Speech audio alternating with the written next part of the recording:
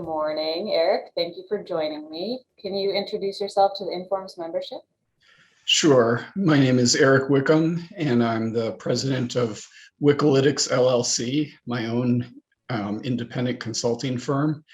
I've had a career of roughly 30 years practicing OR and analytics in a variety of different organizations, and I really value the diversity of roles and organizations that I've played in, as well as the various cultures that I've experienced as well. So I think that has really helped to provide me with some ways of providing value just through the diverse experiences that I've had.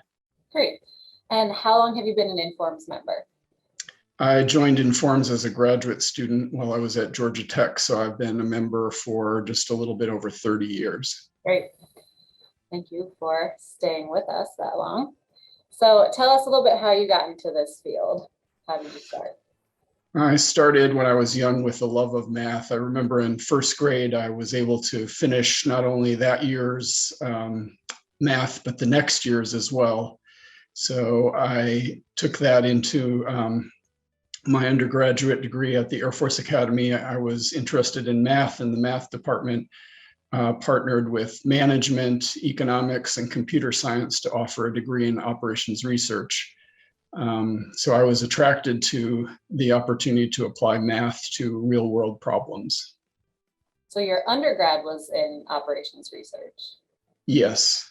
But you started as math? That's right. So how do you define analytics? Fundamentally, analytics involves the analysis of data, but the important thing is towards what end? Why do we analyze data? The end goal of analytics is to produce insights to inform decision making. I take a very broad view of analytics, and I don't really see a lot of value in practice to answering questions such as what's the difference between OR and analytics. I look at value for clients as value no matter what label applies to the techniques that one uses. So do you have any advice for analytics or OR or whatever label students who might be trying to decide between a career in industry or academia after they graduate? Yes. So first, I would say that I greatly appreciate the academic foundation I received to prepare me for a career in industry. But that said, I fell in love with real world problem solving. And so I'm really a cheerleader for working in industry. Working in industry provides the opportunity to influence organizations' decisions and results, which I find to be very rewarding. And to succeed, one must not only solve technical challenges, but also what is often more difficult, which are people problems, things like obtaining buy-in and support for solutions. So when one succeeds with overcoming all of these technical hurdles as well as people hurdles to really make a difference in an organization, it's a very rewarding experience. So not so much advice as, like you said, cheerleading for the industry side. Yes. I guess you didn't have any issue choosing your career path after you graduated then? I was in the Air Force, so by my first assignment, I was in an applied role. And when I started doing that, I just really fell in love with it and didn't look back in terms of my choice. Yeah, well, great. So tell us about your consulting firm, Wikalytics, and why you decided to start the practice. Okay. In 2008, I had this great idea that I would leave behind some of the organizations that I had served and go out on my own. And I was inspired by Jack Thurer and Carrie Beam. You may recall years ago, there was an article about Jack that was called Lone Ranger, and I think there was another article called Lone Ranger Revisited that occurred later. So I wanted to try the same type of experience. Unfortunately, just a month after I started, the Great Recession hit.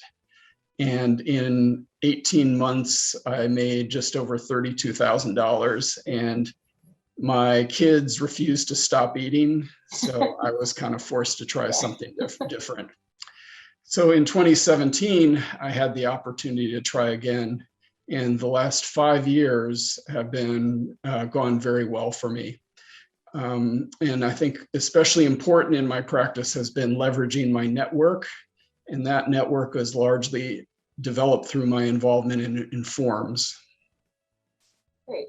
So what happened in that about 10-year time span of when you started in 2008, had to revisit again in 2017? What were you doing in that gap? I worked for IBM and then Tata Consultancy Services.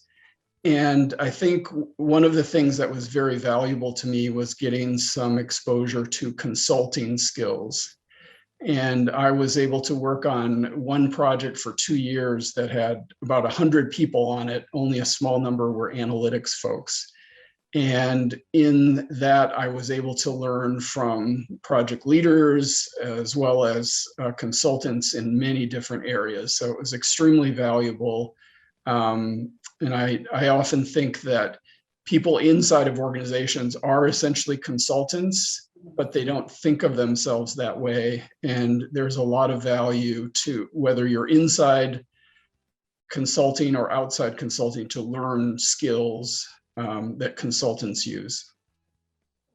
I'll go a little off book here. So I'm just curious if you think, had the Great Recession not happened and you started your consultancy in 2008, do you think it would have been as successful as taking that break, getting that experience you got, and then going back to it? No, I don't think so. I look back and I think about the sort of cold calling that I was doing when I first started, and I didn't really know what I was selling. Yeah. So I learned a lot about how to do things like respond to proposals, or and I also learned that it's much more effective to, again, leverage my network and to work with people that already know me and know what I can do and what I do in terms of OR and analytics. And when one has to go out cold calling and explain what OR or analytics are, there's very little likelihood that something will transpire. It's a harder sell. Absolutely. Thank you for answering that. So the past couple of years, obviously, been in a pandemic. Has COVID-19 affected your work in any way? No, it really hasn't. 2020 turned out to be a very good year for me. I had a number of different projects lined up, and I was able to essentially work as much as I wanted. And also, I've worked from home for quite some time. So while I was working with people who were making this transition to working at home and having issues with their location and their desk and their chair and so forth, I really didn't have to make any adjustments at all. That's good. Can you talk about any recent projects you're working on? Anything you've been involved with you're particularly proud of? Yes, a number of months ago, I developed a prototype application for a client in the agribusiness industry. And I had been working with that client for a few years, and I really was able to bring together a number of ideas from projects that I had worked on to create this idea using, among other things, portfolio optimization to help with some of the important decisions that farmers must make. So the project was good in terms of also helping me to learn and reinforce some of the learning that I had done with R, which I just picked up in the last couple of years. A brief aside there, I think one of the things to do is never to say I'm too old, or I'm not going to learn that. That doesn't make sense. It's always possible to dive in and learn these things and use them. So never conclude that your knowledge base is fixed. Yeah. I feel like these days you can't not learn new things, especially as technology is concerned. So So we did speak, well, I don't know how long ago this was at this point. We had an interview, including your son, for a piece that we did for ORMS today about children who follow in their parents' footsteps. So I was just curious if you could give us an update on his analytics career path since we last spoke. Sure, I can do that. So my son Anders attended Cornell University in the Operations Research undergraduate program. He graduated this past April, and he's now living in Boston, and he's working as an analytics consultant with a large, well-known consulting firm. Great, how about that? Consulting family. So can you give us a brief overview of your experience so far as general chair of the 2022 Informs Business Analytics Conference? Yes, I will. So first, let me say that having devoted my entire career to the practice of analytics, I really highly value the Business Analytics Conference and what it has to offer in terms of long-form talks, poster sessions, award competitions, and networking opportunities. I've attended the conference for quite a few years. I've also served on the organizing committee, and I was very honored to be selected as the general chair for the 2022 conference. And I'm very pleased to be working not only with the Informed staff, but with a really hardworking, talented, and capable members of the organizing committee. We've put together a really excellent program, and that includes two keynote speakers, Dr. Talithia Williams, who's a well-known professor, author, speaker, and TV host, as well as Russell Elgore, who is chief scientist of supply chain at Amazon, and who was recently named an Informs Fellow. The conference is really going to be great in terms of the speakers and the activities that we have planned. And it's interesting to note this is the first conference that will be an in-person conference since 2019. Right, looking forward to that. And since, as you mentioned, it is the first in-person analytics conference since 2019, so we've done 2 virtual analytics conferences and then 1 hybrid annual meeting. Do you have pros and cons now that you've been to both of in-person versus virtual conferences? What are your thoughts? Yes, I do. I've actually registered for each of the annual meetings and analytics conferences that occurred virtually, and the hybrid annual conference that occurred just recently. What I found is, especially with my work, that it was difficult to kind of step aside and really devote myself to attending the sessions. And even though I also vowed that I would go back and listen to some of the recordings afterwards, I also found it difficult to find the time to do that. Also, although we tried a little bit of networking, it was very difficult to pull off, and it really is no substitute for an in-person networking. So as I mentioned, this conference that's coming up in April in Houston is going to be an in-person conference. Informs is requiring that all attendees be vaccinated, and we will be following all of the suggested protocols, including masking and social distancing. So I'm confident that we will be able to have an in-person meeting safely. You have also been president of the Analytics Society and heavily involved in the Innovative Applications and Analytics Award, among other communities at Informs. Why do you find this volunteer work so important? How do you find time for the volunteer work? Well, I think the investment is well worth it. As I mentioned, a lot of the network that I've developed over the years comes from Informs. So I view this as partly as an investment in my business, but also when I look at volunteering, I've learned 2 things that I think are important. First, Informs is a volunteer-driven organization. There's a staff at Informs, and they do a lot of things, but a very large amount of what gets done and the quality of what gets done depends on volunteers, from community officers, event and award organizers, and so forth. But what I also learned is that volunteering provides a great way to meet other people, and it also to develop skills and to demonstrate one's competence. It's possible for someone to think, well, I'm learning skills while I'm working on the job. I'm not going to learn new skills working in a professional organization, but I've found that I've really had to develop a lot of important organizational and communication skills through my involvement with Informs, which I never would have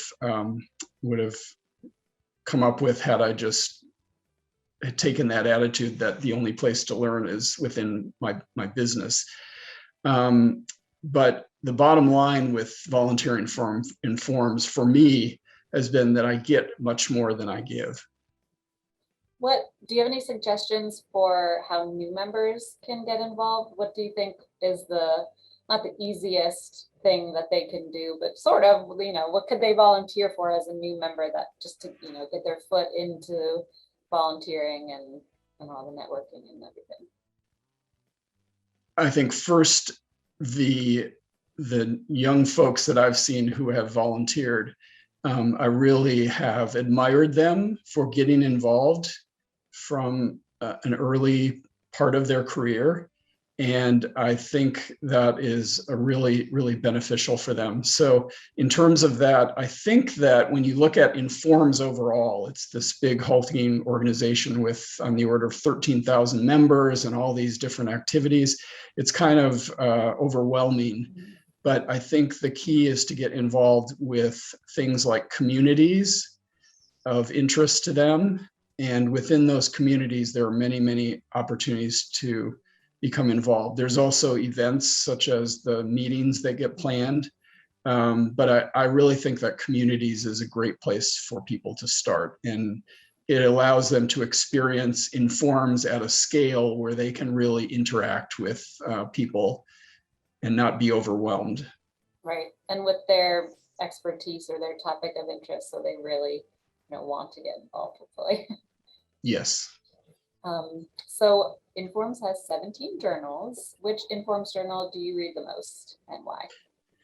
I'm an associate editor of the Informs Journal on Applied Analytics, formerly called Interfaces. And through the years, even though I've benefited from reading more technical papers and have used techniques that I've learned, I really value the papers that are in the Applied Analytics Journal, because I like to learn about new applications of analytics. And I also like to learn about the lessons that people learn in the process of applying analytics. Also a lot less math to read through in those articles. That's true. Yeah. So tell us something that not many people know about you. Well, in less than 2 weeks, I'm heading to northern Wisconsin to ski my 18th American Birkebeiner cross-country ski marathon.